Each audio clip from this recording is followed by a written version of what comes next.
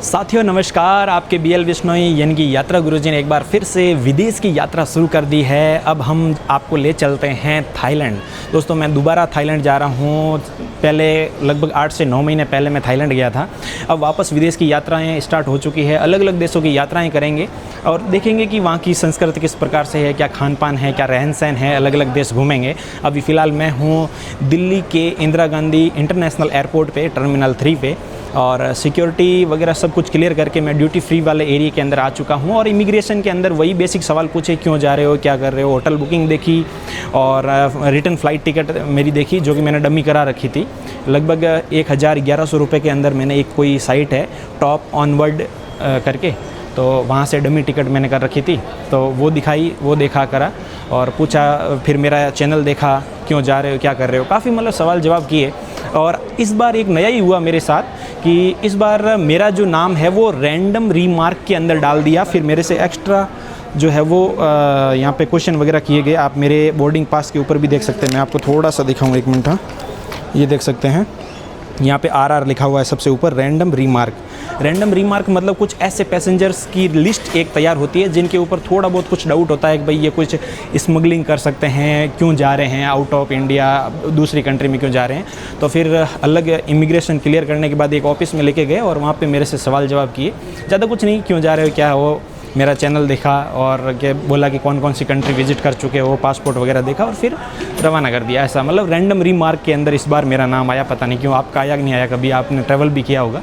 चलिए फ़िलहाल अब चलते हैं अंदर, थोड़ा सा एयरपोर्ट घूमते हैं। एयरपोर्ट का ये ड्यूटी फ्री एरिया है। यहाँ पे कुछ भी शॉपिंग करते हैं तो अपने जो है वो इसके ऊपर जो ड्यूटी लगती है वो नहीं लगती है, यानी कि जो टैक्स वैक्स लगता है वो सब कुछ जो है वो यहाँ पे फ्री रहेगा। यहाँ पे देख सकते हो आप अलग अलग प्रकार की खाने पीने की चीज़ें, सेंट, कपड़े, हर एक ब्रांड का जो है वो यहाँ पे आपको, इवन दारू भी मिलेगा। आप फ्लाइट के अंदर दारू भी जो है लेके जा सकते हैं। यहाँ पे देखिए ब्रांडेड जो है वो दारू की बहुत ही महंगी जो है वो बोतलें यहाँ पे रखी हुई है। तो अगर आप दारू पीने के शौकीन हैं तो यहाँ से आप परचेज कर सकते हैं। फ़िलहाल हम आगे बढ़ते हैं। यहाँ से देखिए कॉस्मेटिक सामान की भी बहुत सारी स्टॉल यहाँ पे इस प्रकार से लगी हुई है लेडीज़ के लिए, लेकिन है काफ़ी यहाँ पे भाई साहब महंगा है ना, बाहर से काफ़ी महंगा है। और ये अलग अलग प्रकार के आप देख सकते हैं अत्तर रखे हुए हैं, सेंट रखे हुए हैं, बहुत ही अच्छी खुशबू आ रही है। फ़िलहाल आगे देख सकते हो ये कुछ खाने पीने के चॉकलेट्स, वीडियो गेम, ये देखिए छोटे बच्चों के लिए कुछ इस प्रकार से सारा का सारा यहाँ पे सामान देखने को मिलता है ड्यूटी फ्री के अलग एरिया के अंदर। बोर्ड करने के लिए अपना जो गेट है वो है 11B। तो यहाँ से देख सकते हो आप 1 नंबर गेट स्टार्ट हो रहा है। तो इसका मतलब काफ़ी ज़्यादा जो है वो दूरी तय करनी पड़ेगी। तो हम थोड़ा सा इसका सहारा रहेंगे ताकि अपने टांगों को जो है वो आराम मिले। और बहुत ही ज़्यादा टाइम पड़ा है अभी फ़िलहाल। तो ये देख सकते हो एस्केलेटर पैदल चलने के लिए, इस पर बहुत चलने में मज़ा आता है यार, काफ़ी ज़्यादा। एयरपोर्ट के अंदर तो भाई साहब AC चल रही है, काफ़ी ज़्यादा चिल्ड है अंदर से, पूरा देखिए कांच से पैक कर रखा है। तो बाहर से हीटिंग जो है वो नहीं आ रही है, काफ़ी ज़्यादा ठंडा माहौल है। लेकिन बाहर जो है वो भाई साहब 41 से लगभग 45 डिग्री के आसपास का जो है वो तापमान यहाँ पर दिल्ली के अंदर बना हुआ है। अभी फ़िलहाल मई का महीना चल रहा है। तो आप देख सकते हो कि कुछ इस प्रकार से धूप गिर रही है, लेकिन अंदर का माहौल काफ़ी शानदार ठंडा है। और इधर वेंडिंग मशीन जो है वो लगी हुई है, पैसा डालो, अंदर से कोल्ड ड्रिंक निकालो और पियो आराम से। अगर आप लोग भी मेरी तरह बजट में यात्रा करते हैं तो भाई साहब बाहर से खाना पीना करके आएँ। एयरपोर्ट के ऊपर एक चाय भी यहाँ से 300 से 350 400 रुपये की तो खाली इतनी सी चाय मिलती है। ठीक है, चाय वही है, बस जगह का फ़र्क है ना। चाय वही 5-10 रुपये वाली ही है, इवन उससे भी घटिया होती है ना, पी भी नहीं सकते, लेकिन बस जगह का फ़र्क है। एक मक्खी होती है ना कि भाई जब सोना तोला जाता है गोल्ड, तो उस पर अगर मक्खी बैठ जाए तो लाखों का फ़र्क पड़ जाता है। और वही मक्खी जब गुड़ के ऊपर बैठती है तो क्या ही फ़र्क पड़ जाएगा। तो बस मक्खी वही है, जगह का फ़र्क होता है, उसी प्रकार से है। तो खाना पीना बाहर से करके आए, नहीं तो यहाँ पे तो 1000-1500 रुपये के अंदर आपका पेट भी नहीं भरेगा। ठीक है, नाश्ता कर सकते हो। आ चुका हूँ मैं मेरे 11 नंबर गेट के आसपास। आप देख सकते हैं ये है 11A, उधर की साइड है 11B। तो अभी फ़िलहाल 2-4 यात्रियों के अलावा यहाँ पे कोई नहीं है। तो बैठने के लिए आप बैठ भी सकते हो। यहाँ पे इस प्रकार के सोफ़े भी लगे हुए हैं। और अगर थोड़ा सा कमर सीधी करनी होता है ऐसे, सोने के लिए भी कुछ ऐसी व्यवस्थाएं एयरपोर्ट के ऊपर की हुई होती है। तो हम भी उधर देखते हैं कोई गद्दा खाली हो तो उसके ऊपर सोने का प्रयास करेंगे और अपने मोबाइल वगैरह चार्ज कर लेते हैं फटाफट। गज़ब कंफर्टेबल सोफ़ा है भाई साहब, एकदम बैठने में भी आनंद आ गया। और यहाँ पे थोड़ी देर बाद यहाँ पे थोड़ा सा रेस्ट करने के लिए भी व्यवस्थाएं की हुई है। और इधर की साइड आप देख सकते हैं चार्जिंग पॉइंट है, तो मैं मोबाइल चार्ज करूँगा। और सामने जो है वो एयरलाइन कौन सी एमिरेट्स की एक फ़्लाइट लग रही है, वो देख सकते हैं। मैं थोड़ा सा सामने वाले काउंटर पे आ गया हूँ, क्योंकि उधर की साइड जो है वो सोफ़े के ऊपर 2 भाई साहब बैठे हैं, और एक फ़्लाइट ऊपर से आ रही है, एक जा रही है, और एक फ़्लाइट जो है यहाँ पे लग रही है। आप देख सकते हो एमिरेट्स की बहुत ही बड़ा प्लेन है यार। जो मैं चाइना से आया था वैसा ही बड़ा प्लेन है, गज़ब बड़ा प्लेन है ये तो। मैं जब चाइना से वापस आया था ना इंडिया के लिए, उस टाइम सबसे बड़ा प्लेन जो है वो मैंने देखा था।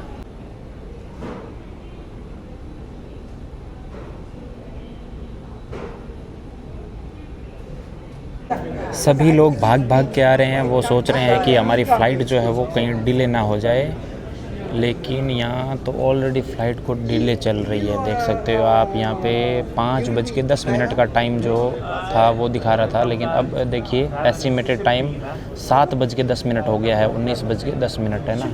डॉन मुयांग ये है थाईलैंड का 2nd इंटरनेशनल एयरपोर्ट बैंकॉक के बाद। बैंकॉक का मेन जो है वो उसका नाम है स्वर्ण भूमि।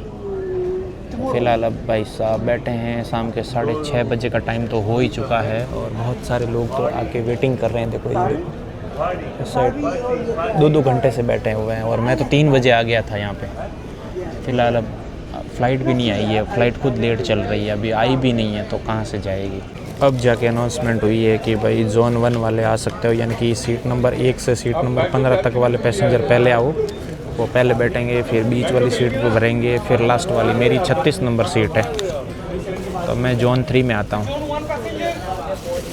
ये देखो, जब भी फ़्लाइट के अंदर टनल से डालते हैं तो मेरे को बहुत ही बड़ा गुस्सा आता है। देखिए इस प्रकार से ये टनल से डालेंगे और सीधा गेट से होते हुए फ़्लाइट के अंदर, नहीं तो फिर क्या है, बस में जाते हैं तो फ़्लाइट के साथ सेल्फी लेने का अलग ही मज़ा आता है। और फिलहाल सनसेट हो रहा है, आप देख सकते हैं, शाम होने का टाइम आ गया। एयर इंडिया खड़ी है और उधर है थाई लॉयन अपनी वाली, वो खड़ी है। हमारे पायलट साहब जो है वो अंदर बैठ गए हैं, भाई साहब वो अपना काम चालू कर दिए हैं, ठीक है, अपने हिसाब से देख रेख में लगे हुए हैं। फ़िलहाल हम लोग जो है वो इस टनल से होते हुए अंदर घुसते हैं।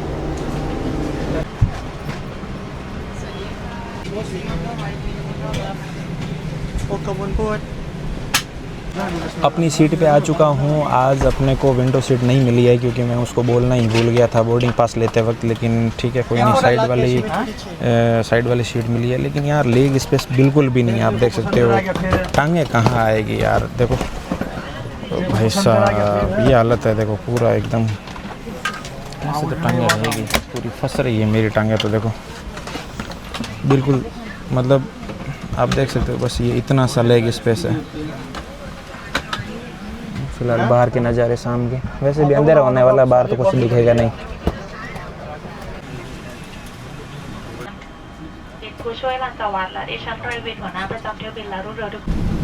जब नाइट में ट्रैवल करते हैं तो जब फ़्लाइट के अंदर की लाइटें बंद होती है तो आप देख सकते हैं कितना सुंदर नज़ारा जो है वो बन जाता है।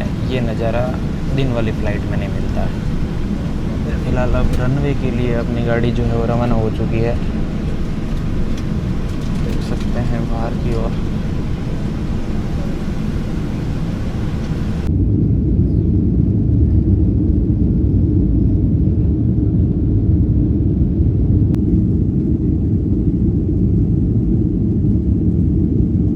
फाइनली भाई अब उतरने वाले हैं, जस्ट सारे पैसेंजर उतर गए हैं, सबसे पीछे से मैं उतर रहा हूँ और कुछ इस प्रकार से चलते हैं बाहर की ओर।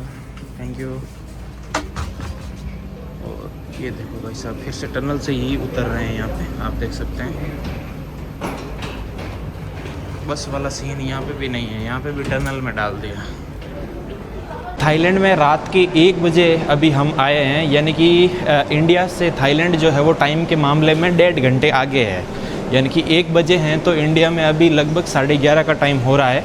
ये फ़्लाइट जो थी ये लगभग 3-3.5 घंटे की थी। घंटा भर तो मैंने मूवी देखी थी, ऑफलाइन डाउनलोड करके रखी थी। फिर ख़तरनाक वाली नींद आ रही थी, क्योंकि पीछे घर से भी मैं ट्रेन से आया था दिल्ली तक, वो नाइट में भी अच्छे से नींद ली नहीं। और फिर 2-2.5 घंटे आराम से मस्त नींद आ गई। लेकिन पता नहीं अंदर मच्छर बहुत ज़्यादा ही थे यार, पाँव के निशान भी हो गए हैं बहुत ज़्यादा, बार बार मच्छर काट रहे थे अंदर, खुजली भी हो रही थी, हाथ में भी काट रहे थे। पहली बार ऐसा एक्सपीरियंस हुआ कि फ़्लाइट के अंदर मच्छर काटे यार मेरे को, अंदर घुसे हुए थे पहले से ही पता नहीं। फ़िलहाल अब चलते हैं, इमिग्रेशन क्लियर करते हैं और देखते हैं क्या क्या क्वेश्चन वगैरह करते हैं। फ़िलहाल रात के 1 बजे थोड़ा सा सन्नाटा है यहाँ पे, दिन होता तो काफ़ी ज़्यादा रश होता है यहाँ पे। भाई साहब जो सवाल जवाब होने थे वो इंडिया में ही हुए थे, यहाँ पे कुछ भी नहीं पूछा, बिल्कुल सिर्फ पासपोर्ट लिया, ठप्पा मारा, रवाना। ऐसे भी नहीं पूछा कि भाई होटल बुकिंग ये क्या है या रिटर्न फ़्लाइट टिकट क्या है या फिर वो TDSC फॉर्म भरा या नहीं भरा, कुछ भी नहीं पूछा, लिया, ठप्पा मारा, रवाना। लेकिन पिछली बार जब मैं थाईलैंड आया था उस टाइम काफ़ी ज़्यादा जो है वो चेकिंग किया था, रिटर्न फ़्लाइट टिकट भी देखी थी, TDSC फॉर्म भी देखा था, सब कुछ। तो ये कभी कभी किस्मत के ऊपर होता है, कभी कभी पूछ लेते हैं या नहीं भी पूछते हैं। तो अपने पास डॉक्यूमेंट फॉर्मेलिटी जो है वो पूरी होनी ज़रूरी है। एयरपोर्ट के ऊपर ही आपको बहुत सारे इस प्रकार से देखिए सिम वाले काउंटर मिल जाएंगे, लेकिन अवॉइड करना आप यहाँ से सिम बिल्कुल ना ख़रीदें, ठीक है। यहाँ पे वाईफाई मिल जाएगा, घंटा भर आप चलाना चाहो तो चला सकते हो। अब मुझे अभी यहीं पे रुकना पड़ेगा, 2-4 घंटे यहीं रुक के जो है वो कैसे भी करके नींद वींद निकालेंगे। मॉर्निंग होने का इंतज़ार करना पड़ेगा, रात के 1 बजे तो अब किधर ही जाएंगे सिटी के अंदर, मुझे मेरे होस्ट के घर पे जाना है। तो फ़िलहाल आप देख सकते हैं यहाँ पे कुछ इस प्रकार से सिम काउंटर लगे हुए हैं। एयरपोर्ट के ऊपर ही रोबोट भाई साहब जो है वो ऑटोमेटिक यहाँ पे देखिए साफ़ सफाई करने लग रहे हैं, पूरा वाइपर शाइपर झाड़ू वाड़ू मार रहे हैं यहाँ पे, आप देख सकते हैं कुछ ये वाला माहौल है। और मैं जो है वो फ़िलहाल इन कुर्सियों के ऊपर यहाँ पे बैठ गया हूँ कोने के अंदर ही। देखते हैं यहाँ पे कोई आएगी तो बता दूंगा कि भाई मैं मॉर्निंग होने का इंतज़ार कर रहा हूँ। फ़िलहाल जो है वो इस कोने के अंदर ही यहाँ पे अपने को बैठना है। फ़िलहाल रात के 1 बजे हुए हैं और यहाँ पे बैंकॉक के अंदर ही मुझे एक होस्ट मिल गए हैं काउचसर्फिंग ऐप के माध्यम से। तो सुबह उनके घर पहुंचूंगा तो थोड़ा सही रहेगा। अभी नाइट के समय में टैक्सी वगैरह लूँगा तो भी बहुत महंगा पड़ेगा, मतलब 4 गुना पड़ेगा। तो सुबह होगी तो यहाँ की लोकल जो बस चलनी स्टार्ट हो जाएगी सुबह 5 बजे, तो उसके बाद मैं जो है वो सिटी सेंटर जाऊँगा। यहाँ से लगभग 25 किलोमीटर है। तो और मिडनाइट में अभी किसी के घर पे जाना अच्छा भी नहीं है, और ठीक है तो फ़िलहाल इंतज़ार करते हैं यहीं पे।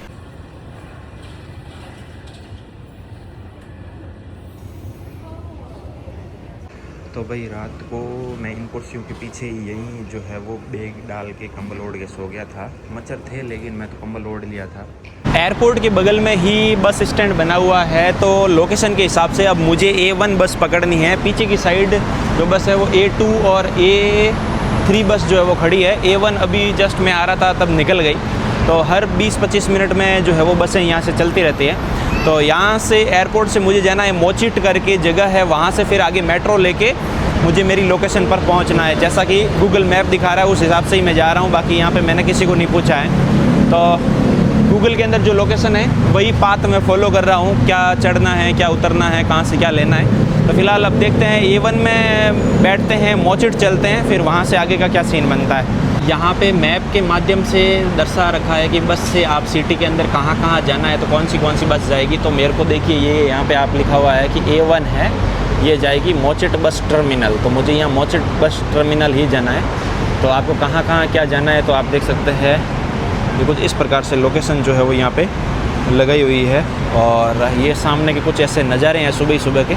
और इधर ये बना हुआ भाई साहब बस स्टैंड, जस्ट ये एयरपोर्ट के बगल में। A1 बस आ गई है, चलिए इसके अंदर चलते हैं और मोचिट चलते हैं। यह थाईलैंड की करेंसी है, आप देख लीजिए। ये थाईलैंड के 1000 बात का नोट है, यानी कि अपने इंडिया के ये 3000 हो गए। 3 से गुणा कर लीजिए, 1 बात 3 रुपये के बराबर है लगभग। तो ये 1000 बात हो गए 3000 के बराबर।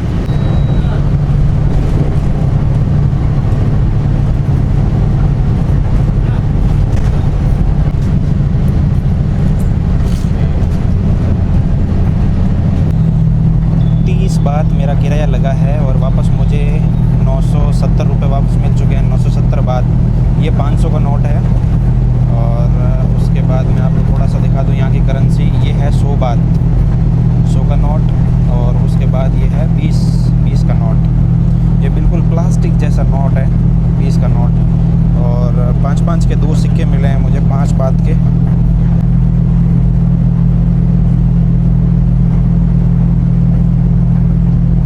बसों के अंदर जीपीएस मैप भी लगा हुआ होता है, साथ के साथ आप इंग्लिश में भी देख सकते हो। और अपना स्टॉप आ चुका है ऑपोजिट चुचुक पार्क। यहाँ से अब नीचे उतरते हैं भाई। ओहो, बारिश हो रही है क्या? और भाई साहब रोडों पे पानी पड़ा है, बारिश हो रही है। और मैं उतर चुका हूँ, ये देखिए ऑपोजिट चतुचक पार्क। और यहाँ से मेट्रो पकड़नी पड़ेगी, क्या है कुछ देखते हैं आगे। थाईलैंड में आप यहाँ पे टैक्सी देखिए किस प्रकार की अलग अलग कलर की टैक्सीज़ है। ये देख सकते हो आप, पीली हरी टैक्सी, ये पूरी प्योर पीली टैक्सी। फिर इधर आपको गुलाबी कलर की, पिंक कलर की टैक्सी दिखेगी, ये देखिए। फिर उधर पीली और आगे और पूरी की पूरी हरी। और यहाँ पे आप देख सकते हो ये आ चुके हैं मेट्रो, है ना, MRT।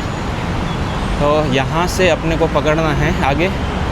देखो ये एक MRT है, अलग लाइन है। और आगे एक BTS भी है, वो अलग लाइन है। तो ये अलग अलग लाइन के नाम हैं। जैसे अपने उधर ब्लू लाइन, पिंक लाइन नहीं होती, उसी प्रकार से यहाँ पे ये BTS, MRT ऐसा कुछ लिखा हुआ है। पता करके अंदर घुसते हैं, जस्ट बगल में ही है ये सब सिस्टम बने हुए हैं। और ऊपर चलती है भाई मेट्रो। यहाँ से घुसते हैं अंदर मोचिट। और ये BTS वाली लाइन पकड़नी है मेरे को। अंदर जाके फिर सुखमित की साइड जाना है। सुखुवित कुछ ऐसे शब्द होते हैं जो भी पढ़ भी नहीं पाते हैं, इंग्लिश में लिखा हुआ है, फिर भी उनका प्रोनाउंस करना बहुत ही मुश्किल होता है। फ़िलहाल अंदर की साइड आ चुके हैं। कुछ ऐसा सिस्टम है, इनको मैप में दिखाएंगे तो ये टिकट दे देंगे। तो भाई 30 बात तो उसमें लगे। अब यहाँ पे कितने लगेंगे देखते हैं। ज़्यादा दूर तो नहीं है, 7-8 किलोमीटर ही है मेरी लोकेशन। यहाँ पे मैप लगे हुए हैं, आप देख सकते हैं पूरी लाइन का। यहाँ पे पूरा मैप यहाँ पे दर्शा रखा है। तो गूगल के हिसाब से अपने को कहाँ क्या उतरना है, यहाँ से फ़ोटो भी ले सकते हैं। तो मुझे जाना है यहाँ पे नाना। तो नाना उतरूँगा, वहाँ पे मेरी लोकेशन ये मिलेगी बिल्कुल जस्ट पास में। और सेल्फ ये यहाँ से आप बात डालो और आपको टिकट मिल जाएगी। तो कुछ हम भी कोशिश करते हैं। सब वहाँ पे थाई लैंग्वेज के अंदर लिखा हुआ था, अपने को समझ में आया नहीं। तो मैं आ गया खिड़की के ऊपर, जहाँ मेरी लोकेशन का फ़ोटो लेके इनको दिखा दिया तो पता चल गया और मेरे को मिल गई है टिकट। 47 ओके, 47 बात यहाँ लग गए हैं, 30 वहाँ लगे हैं। तो टोटल 77 बात में पहुँच जाएंगे। बहुत सस्ता काम हो गया। और ऑनलाइन जो कैब वगैरह दिखा रही थी वो 300 से 400 जो है वो भाई साहब बात दिखा रहे थे। 300-400 का मतलब हो गया 3 गुना कर लो आप, 900 से 1200 रुपये के आसपास दिखा रहा था। नहीं तो 77 बात में हम पहुंच जाएंगे। टैप करते हैं भाई साहब, वेलकम। ओके, अपना वेलकम हो चुका है। और अपनी वाली लाइन नाना वाली इस साइड है। मेरे को नाना स्टेशन पे जाना है। E3 ये लिखा हुआ देखो, E3 नाना। अपने को जाना है इस साइड। क्या सीन है। यह है भाई थाईलैंड सिटी। एस्केलेटर से जाते हैं ऊपर। और अभी तो नज़ारे शुरू हुए हैं, देखो आगे। अभी तो यात्रा, गुरु जी की यात्रा जो है वो स्टार्ट हुई है भाई। तो फ़िलहाल चलते हैं ऊपर, गाड़ी आ गई है, बैठते हैं अंदर। कौन सी है? तो सामने वाली आई है, अपने वाली नहीं आई है। बहुत सारे सैलानी घूमने के लिए यहाँ पे आए हुए हैं। ये आ गई गाड़ी, ये आ चुकी है अपनी वाली गाड़ी।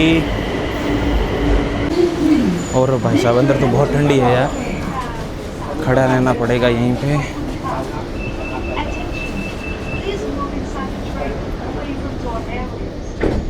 सभी लोग इतने चुपचाप बैठे हैं कि अगर सुई भी गिरे तो सिर्फ सुई की आवाज़ आएगी। और सभी मतलब आपस में कोई भी बात करता हुआ नहीं दिखेगा। और यहीं पे अगर अपना हिंदुस्तान की बात करें तो भाई साहब मेट्रो हो, चाहे बस हो, चाहे ट्रेन हो, वो अल्लाह ठहाके मार मार के ज़ोर ज़ोर से हंस हंस के जो है वो बात करते हैं। और यहाँ पे लोग जो है या तो मोबाइल के अंदर देख रहे होंगे या फिर जो है वो नींद की झपकी ले रहे हैं, और या फिर चुपचाप बैठे हैं। बस कोई किसी से कोई लेना देना नहीं है, चुपचाप इतना शांत भरा माहौल। सिर्फ जो है वो मेट्रो चलने की जो है वो आवाज़ आ रही है सिर्फ और सिर्फ। आप देख सकते हैं कोई किसी से भी बात करता हुआ नहीं दिख रहा है भाई साहब। ये फ़र्क है। बाहर थोड़ा एकदम शोर शराबा कम करते हैं लोग, और आपस में बात भी करेंगे तो इतनी आवाज़ ही निकालेंगे कि एक दूसरे को सुनाई दे, तीसरे आदमी को सुनाई भी नहीं देती। अब मैं बोल रहा हूँ तो वो मेरी आवाज़ काफ़ी ज़्यादा सुनाई दे रही है, और इधर दो भाई साहब है जो थोड़ी थोड़ी बात करते हुए सुनाई दे रहे हैं। बाकी चाइना में भी यही हाल था, वियतनाम में भी यही था इस प्रकार से।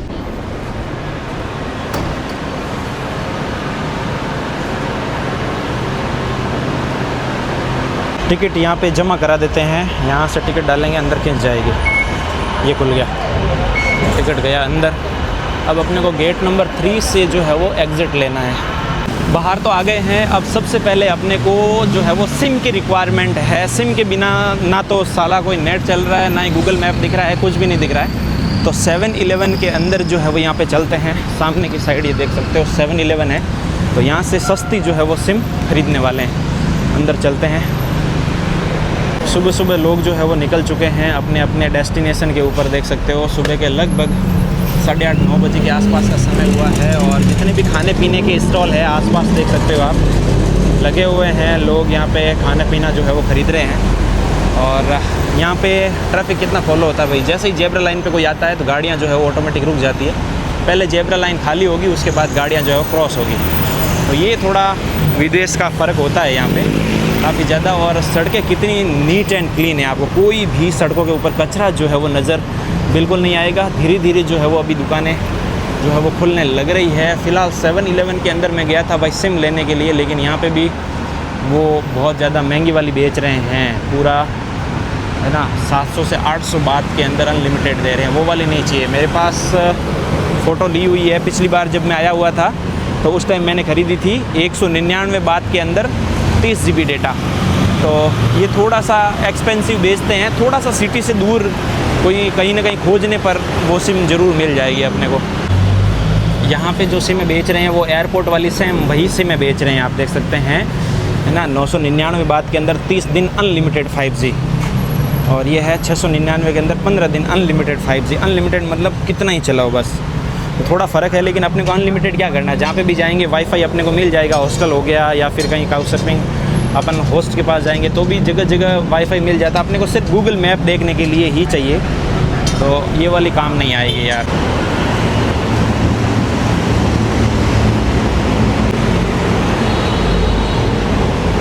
उस 7-Eleven पे अपने को सिम नहीं मिली, तो जस्ट पास ही में एक 7-Eleven है। मैं जस्ट मतलब 100 मीटर दूर ही चला हूँ और अपने को यहाँ पे ये सिम मिल चुकी है, आप देख सकते हैं। इसका आप स्क्रीनशॉट ले लीजिए और ये वाला आप यहाँ पे किसी भी 7-Eleven पे दिखाइएगा। थोड़ा सा सिटी सेंटर से दूर हो या फिर सिटी में भी मिल सकता है। तो 199 बात के अंदर 30 GB डेटा मिला है, तो अपने को डेटा ही से ही मतलब है और बाकी ज़्यादा कुछ अपना काम है नहीं। 10-15 दिन रुकना होता है और ये 30 दिन के लिए यहाँ पे पूरा है। और 30 दिन के बाद आप रुकते हो तो इसमें एक्स्ट्रा रिचार्ज भी करवा सकते हैं। तो ये बिल्कुल सस्ता सौदा है यहाँ पे। तो अब सिम आ चुकी है, अब पहुँचते हैं अपने होस्ट के घर पे। यहाँ आप देखिए एक आंटी जी है जिन्होंने बाइक के साइड के अंदर ही देखिए किस प्रकार से दुकान जो है वो लगा रखी है। थाईलैंड के अंदर कुछ ये ऐसा बिल्कुल आम बात आपको दिखेगा। यहाँ पे देखिए मछली जो है वो यहाँ पे किस प्रकार से फ्राई या फिर जो सिक रही है, फ्राई करके सेक रहे हैं, वापस गर्म कर रहे हैं। तो बाइक के साइड में पूरी की पूरी जो है वो दुकान लगाई हुई है, आप देख सकते हैं। इधर भी बाइक के साइड में है और एक मोहतरमा जी यहाँ पे खड़े हैं। Hello good morning. मोहतरमा जी खड़े हैं अपने अपने है ना हिसाब से, इंतज़ार कर रहे हैं भाई अपने मेहमानों का, कोई आ जाए तो इनका भी कुछ धंधा बन जाए। एक इधर तैयार हो रहे हैं और यहाँ पे आप देख सकते हैं बहुत सारे कपड़े भी मिल रहे हैं। रेस्टोरेंट भी है, मतलब ये रेस्टोरेंट है। रेस्टोरेंट के बाहर ही कुछ इस प्रकार के आप देख सकते हैं डिशें मिल रही है। और कुछ ऐसे एरिया के अंदर मैं चल रहा हूँ, ये यहाँ का लोकल ही कॉलोनी है। आसपास आप देख सकते हैं पूरा रेजिडेंशियल इलाका है और बहुत ही ऊंची ऊंची मीनारें और सड़कों की हालात आप देख सकते हो कितनी साफ़ सुथरी है एकदम भाई साहब। और ये देखिए कुछ यहाँ पे ऐसे बोतलें रखी हुई है, तो ये भी साफ़ सफ़र कर्मचारी पीछे से करते हुए आ रहे हैं, तो ये भी कचरा ले लेंगे। तो फ़िलहाल मैं गलत चल रहा हूँ, गाड़ी जहाँ चल रही है वहाँ चल रहा हूँ मैं, मेरे को ऊपर चलना चाहिए। तो ये थोड़ा सा ध्यान देना होता है भाई विदेश के अंदर। तो हम इंडिया में तो कहीं पे भी चल लेते हैं रोड के ऊपर फुटपाथ, लेकिन यहाँ पे थोड़ा सा ध्यान रखना होता है। पैदल चलना हो तो पाथ का ही जो है वो उपयोग करना पड़ेगा। फ़िलहाल ये नज़ारे आप देखिए, जगह जगह मसाज सेंटर जो है वो बने हुए हैं। हर एक कोने के ऊपर आपको मसाज सेंटर ज़रूर देखने को मिलेगा और ट्रैफिक रूल तो पूरा फॉलो किया जाएगा।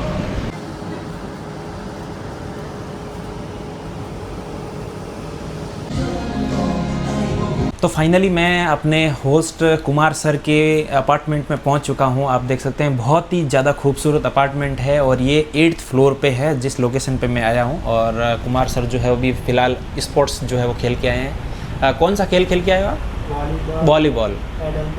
अच्छा, बहुत सारे गेम खेलते हो। तो स्पोर्ट्स से सर जो है वो जुड़े हुए हैं और इनका कुछ इस प्रकार का बहुत ही खूबसूरत सा जो है वो अपार्टमेंट है। और थोड़ा सा इधर रूम से आपको सीन दिखा देता हूँ मैं। ये है बेडरूम और इधर सर के बहुत सारे सामान। ये बैचलर लाइफ है भाई, बैचलर लाइफ जो है वो कुछ इस प्रकार की ही होती है। तो ये बालकनी से थोड़ा सा मैं आपको सीन दिखाना चाहूँगा। ये देख सकते हो भाई साहब। तो इससे कुछ नज़ारों के साथ में जो है वो आपके यात्रा गुरुजी रह रहे हैं।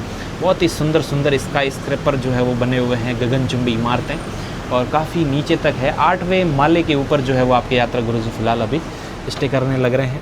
और कुछ ऐसा सुंदर सा अपार्टमेंट है। तो फ़िलहाल ये जो व्लॉग था ये अपने इंडिया टू थाईलैंड की जो है वो आपने जर्नी देखी। अब आगे से जो है वो यहाँ की लोकल लाइफ किस प्रकार से है वो सारे व्लॉग्स आपको देखने को मिलेंगे। Night life, local life, slum area, poor life, homeless life, सब कुछ एवरीथिंग, विलेज लाइफ अपन पूरी सीरीज़ के अंदर देखने वाले हैं। तो सारे के सारे जितने भी पार्ट है आप देखना और मुझसे इंस्टाग्राम पे ज़रूर जुड़ जाइएगा। लिंक आपको डिस्क्रिप्शन में मिलेगा। आज का वीडियो अंत तक देखने के लिए आपका बहुत बहुत धन्यवाद दोस्तों।